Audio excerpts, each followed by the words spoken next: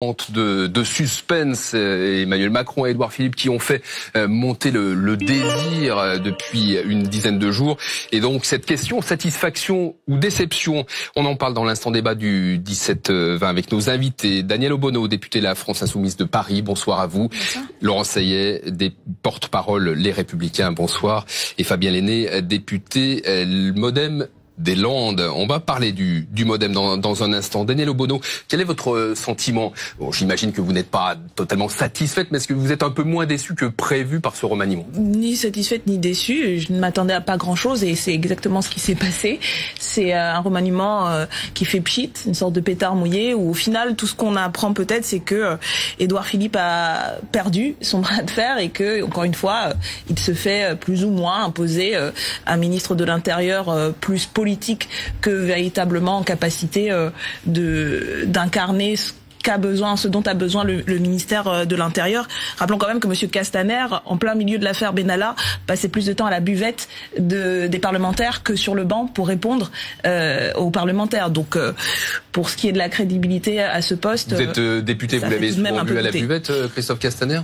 Rarement, bien sûr, mais il ne vous étonnerait pas que je n'ai pas la même lecture de ce remaniement que ma collègue Madame Obono. Pour moi, c'est un remaniement équilibré.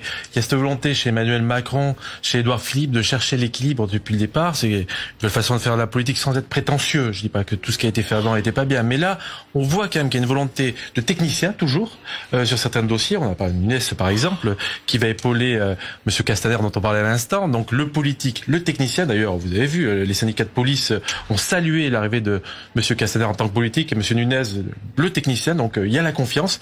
Et puis également, on a des politiques, des élus. Il y a pas mal d'élus locaux dans cette équipe. Donc la défiance qu'il aurait pu avoir, j'emploie le conditionnel, envers les territoires. Moi j'étais maire avant, donc je sais ce que c'est. Le gouvernement central est toujours un peu soupçonné d'appliquer ses mesures, sa méthode sans concertation. Et alors, là, on a des élus locaux. Avec Jacqueline Gourault qui prend la tête d'un vaste ministère, c'est l'objectif de retisser les liens avec les collectivités locales. Laurent Saillet, c'est un objectif qui peut être réalisé grâce à ce remaniement? Écoutez, c'est pas ce remaniement qui va retisser le lien, j'imagine, parce que c'est toute la politique d'Emmanuel Macron qui a été menée depuis un an, qui a été faite au détriment justement des territoires et des collectivités locales. Mais ça va peut-être changer.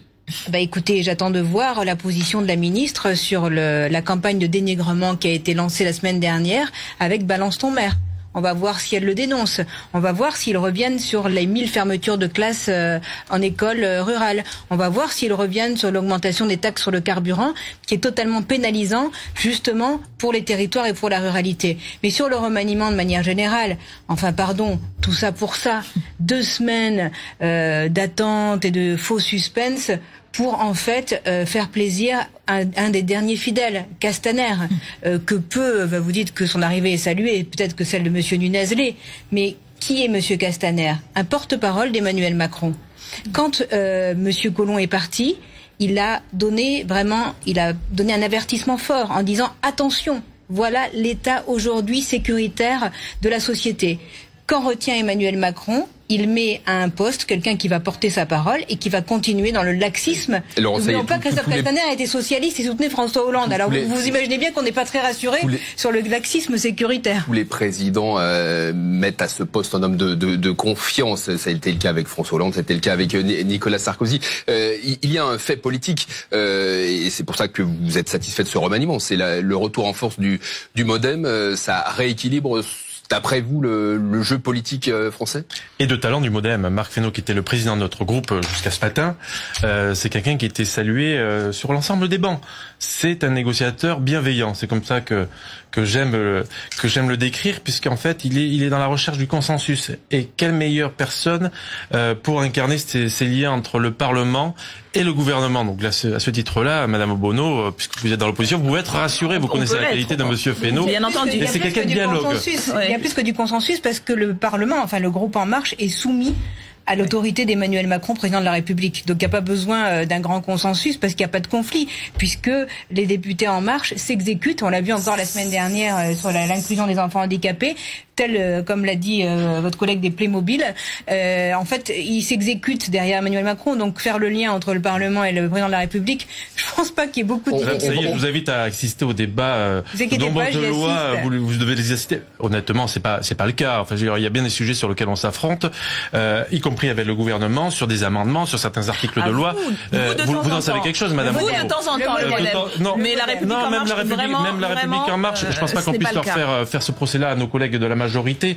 On a des gens de valeur, et d'ailleurs c'est reconnu sur les bancs de l'opposition également. Mais ce n'est pas la valeur des personnes qui en sont. On va laisser parler Daniel Obono, parce que j'aimerais avoir son avis sur Marc Fesneau, justement, sur ses relations avec les parlementaires. Vous êtes une parlementaire. Nous avons toujours eu des rapports très cordiaux et très respectueux avec les députés du MoDem et leur président, comme avec, je pense, l'ensemble des groupes. Et c'est sûr que le changement devrait être apprécié avec Monsieur Castaner, qui, de notre point de vue, était pour le coup assez invisible. Je pense qu'il attendait peut-être justement une autre place que celle-là.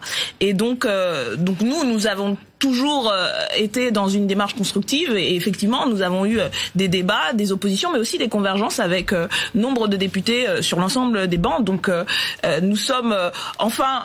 Si on peut être satisfait d'une chose, c'est que peut-être que nous sommes désormais en capacité de nous adresser à des ministres qui sont effectivement là et à qui pourront rendre compte de leur action. Parce que ça fait quand même 15 jours qu'on a un gouvernement dont on ne sait pas si la personne à qui on s'adresse sera encore là le lendemain. Nous avons commencé l'examen quand même du budget, et voilà, jusqu'à ce matin, on ne savait pas si les personnes qui parlaient au nom du gouvernement seraient en capacité. Vous êtes rassurée, Madame Obono, le ministre. Donc pendant 15 jours tout de même. Toujours à sa place. 15 jours quand même sans ministres. Ce qui est moins rassurant, c'est l'augmentation des impôts qui va avec le ministre. C'est quand même un peu problématique. Je ne sais pas de quels impôts vous parlez. Alors ne parlez pas tous en même temps. Voilà. Laurent Seyet. Oui, non, parce que justement vous disiez qu'on est rassuré d'avoir le même ministre du budget, mais ce qui est pas rassurant, c'est les 4,5 milliards d'impôts que les Français ont payés en plus, l'augmentation de la CSG, l'augmentation des taxes sur les carburants. Enfin, c'est la politique en fait. C'est pas le problème des hommes, c'est le problème de la politique qui est menée. C'est le problème de la politique qui est menée, parce qu'on peut mettre tous les gens et faire des castings et échanger les uns et les autres. On sait bien que de toute façon, Emmanuel Macron a passé un message clair aujourd'hui encore. Il a dit: nous allons continuer comme nous faisions avant. C'est une équipe qui va travailler dans la continuité. Donc en fait, ce qui est sûr, c'est qu'il n'y aura pas de changement de ligne politique. Donc ça veut dire quoi? Donc ça veut dire que, si vous voulez, le problème, ça veut dire la continuité, c'est plus d'impôts, moins de sécurité, plus d'immigration. Vous êtes dans la caricature, excusez-moi. Ça change tellement dans ce pays de faire et de réaliser le programme sur lequel on a été élu. Emmanuel Macron était extrêmement clair, y compris sur la CSG, y compris sur le rattrapage pas pour les petites retraites. Il a été extrêmement clair. D'ailleurs, vous revenez en arrière sur les petites retraites. Et on revient pas en arrière. On a augmenté le minimum vieillesse considérablement, le minimum handicapé également, l'allocation handicapée. Excusez-moi si c'est pas de. Et puis bien sûr, la taxe d'habitation. Et vous oubliez juste l'inflation. C'est quand même un formidable signal pour les classes moyennes, les classes populaires. Donc, qui l'avait fait jusqu'à présent? Moi, vous le savez, vous avez vu les mêmes chiffres que moi. L'INSEE a publié ces chiffres qui prévoient une baisse du chômage, une augmentation du pouvoir d'achat pour les prochains mois. Entre les prévisions et la réalité, il y a toujours un décalage parce que vous deviez avoir une croissance qui n'est pas celle, puisque vous avez cassé la machine de la croissance. Parce que en augmentant les impôts, évidemment, on agit très défavorablement sur la croissance. 4,5 milliards, c'est l'INSEE. Ça, c'est pas une prévision. 4,5 milliards. Non, mais attendez.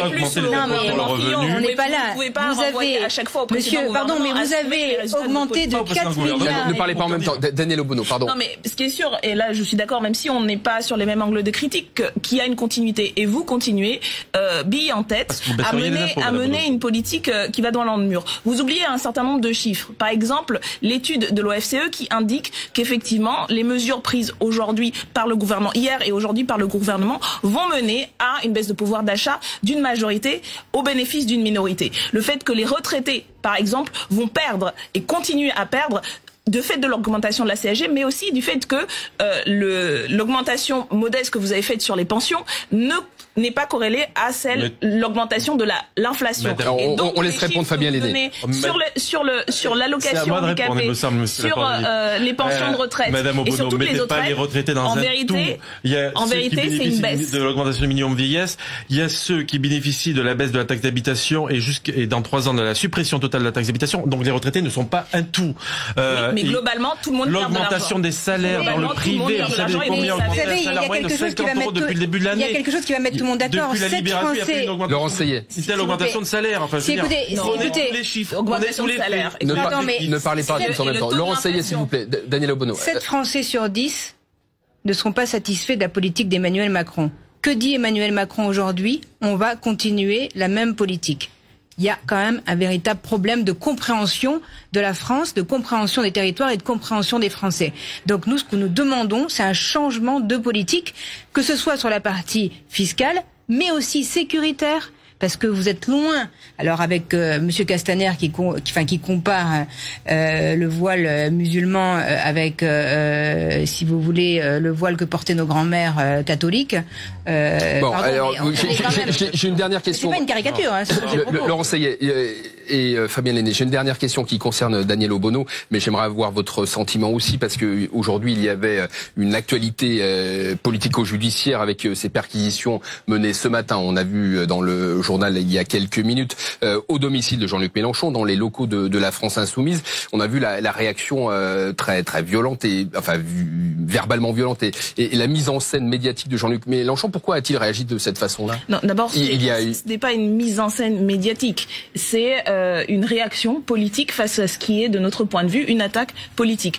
Un tel déploiement de moyens, notamment des forces de police qui, je pense que, par exemple, dans l'affaire Benalla, avaient bien d'autres choses à faire que ce qu'il ne leur a dit donner. On parle pas de l'affaire Benalla, là. On parle de ce qui se passe chez vous à la France Insoumise. Il y a une police et une justice politique en France, d'après vous? Je pense qu'aujourd'hui, le gouvernement, oui, a une attitude totalement irresponsable avec la manière dont le judiciaire et le politique, les frontières entre les deux sont brouillées. Monsieur Macron et Monsieur Philippe l'ont carrément assumé en disant, par exemple, lors de la nomination du procureur de Paris et le choix qui est fait de dire on choisit, on rature des noms qui ne nous conviennent pas, et Monsieur Philippe l'a assumé devant l'Assemblée nationale en disant nous l'assumons. Quand vous avez, je parle de l'affaire Benalla. Non mais là il y a une enquête préliminaire concernant les comptes de la campagne. Il y a une enquête préliminaire mais pas d'information judiciaire. Et c'est dans ce cadre-là justement d'une information judiciaire que de telles perquisitions sont faites. Donc il y a quand même un petit problème sur attaquer notre état de droit et soutenir le régime de Maduro au Venezuela. Excusez-moi, c'est pas les mêmes droits. Monsieur Lenné, excusez-moi. Vous soutenez le régime de Monsieur Maduro? Non mais l'effet Venezuela. Vous soutenez le régime de Monsieur Maduro? Et vous soutenez la remise en cause de la liberté et des droits démocratiques que vous avez fait voter sur toutes les lois. Chaque famille politique a connu les vicissitudes de la justice. Je commenterai pas au-delà la procédure judiciaire. Oui, bien sûr. Mais une fois de plus, je préfère vivre en France que chez votre ami Monsieur Maduro. Non, Monsieur Lenné, soyez pas caricatural. On connaît. Non mais on fait pas un débat sur Maduro. Le mot de la fin sur la France Insoumise. Non mais voilà, ça c'est le type de. Madame Obono, non. Nous, je pense que, y compris sur les questions de droit, et de justice, nous avons toujours été très clairs pour justement défendre l'état de droit. Ce que l'on voit là, ce n'est pas l'état de droit. C'est une procédure où nous avons par exemple la garde des Sceaux qui applaudissait des deux mains aux côtés du Premier ministre. Monsieur Benalla, et qui a passé tout l'été à défendre. On va pas refaire le débat sur l'affaire Benalla non plus. Daniel Obono, merci beaucoup. On nous dit aujourd'hui qu'elle est censée être neutre. Non, nous ne le croyons pas, y compris nous allons mettre en avant l'ensemble des données qui nous semblent problématiques dans la manière dont cela a été fait. Je pense que la police et la justice a bien d'autres choses à faire que de s'attaquer aux opposants politiques de Monsieur Macron. Suite au prochain épisode. Daniel Obono, Laurent Seyet, Fabien Lenné, merci à vous pour cet instant débat.